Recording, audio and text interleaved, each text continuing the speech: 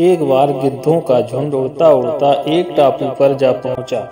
वह टापू समुद्र के बीचों बीच स्थित था। वहां ढेर सारी मछलियां, मेढक और समुद्री जीव रहते थे। इस प्रकार गिद्धों को वहां खाने पीने की कोई कमी नहीं थी। सबसे अच्छी बात थी कि वहां के गिद्धों का शिकार करने वाला कोई जंगली जानवर नहीं था। गिद्ध वहां बहुत ही खुश थे।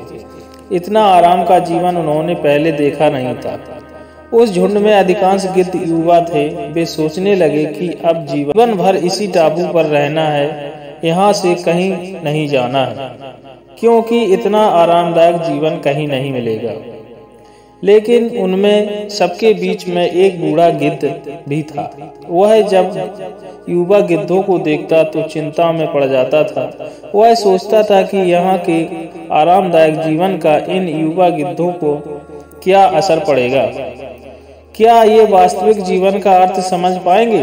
इसका यहाँ इनके सामने किसी प्रकार की चुनौती नहीं है। ऐसे में जब कभी मुसीबत सामने आ जाए तो ये मुकाबला करेंगे। बहुत सोचने के बाद एक दिन बूढ़े गिद्ध ने सभी गिद्धों की सभा बुलाई। अपनी चिंता जताते हुए वह सबसे बोला, इस टापू में रहते हुए हमें बहुत दिन हो गए। मेरे विचार से अब हमें वापस उसी जंगल में चलना चाहिए जहां से हम आए हैं। यहाँ हम बिना चुनौती का जीवन जी रहे हैं। ऐसे में हम कभी भी मुसीबत के लिए तैयार नहीं होंगे। युवा गिद्धों ने उनकी बात सुनकर भी अनसुनी कर दी। उन्हें लगा कि बढ़ती उम्र में असर से बूढ़ा गिद्ध सटिया गया है, इसलिए ऐसी बेकार की बातें कर रहा है। उन्होंने टापू की आराम की जिंदगी छोड़कर जाने से मना कर दिया।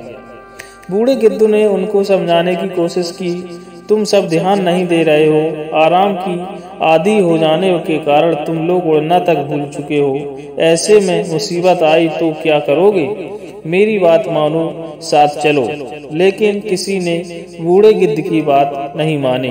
बूढ़ा गिद्ध अकेले ही वहां से चला गया। कुछ महीने बीते। एक दिन बूढ़े गिद्ध ने टापू पर गए गिद्धों की खोज खबर लेने की सोची। वह उड़ता उड़ता उस टापू पर पहुंचा। टापू पर जाकर उसने देखा कि वहां का नजारा बदला हुआ था। जहां देखो वहां गिद्धों की लाशें पड़ी थीं। कई गिद्धे लहूलुहान और घायल पड़े हुए थे। हैरान बूढ़े गिद्ध ने एक घायल गिद्ध से पूछा, ये क्या हो गया? तुम लोगों की ये हालत कैसे हुई? घायल गिद्ध ने बताया, आपके जाने के बाद हम इस टापू पर बड़े मजे से जिंदगी जी रहे थे। लेकिन एक दिन अचानक एक जहाज यहाँ आया। उस जहाज में यहाँ चीते छोड़ दिए गए। शुरू तो उन चीतों ने हमें कुछ नहीं किया, लेकिन कुछ दिनों बाद जब उन्हें आभास हुआ कि हम उड़ना भूल चुके हैं तो हमारे पंजे और नाखून इतने कमजोर पड़ गए हैं कि हम तो किसी पर हमला भी नहीं कर सकते और ना ही अपना बचाव कर सकते हैं। तो उन्होंने हमें एक एक से मारकर खाना शुरू कर दिया। उनके ही कारण हमारा ये हाल है। शायद आपकी बात मान लेते तो ये फल हमें न मिलता। अक्सर कंफर्ट जोन में जाने के बाद उससे बाहर आ पाना मुश्किल होता है। ऐसे में चुनौतियां आने पर उसका सामना कर पाना आसान नहीं होता। इसलिए कभी भी कंफर्ट जोन में जाकर खुश न हो जाएं।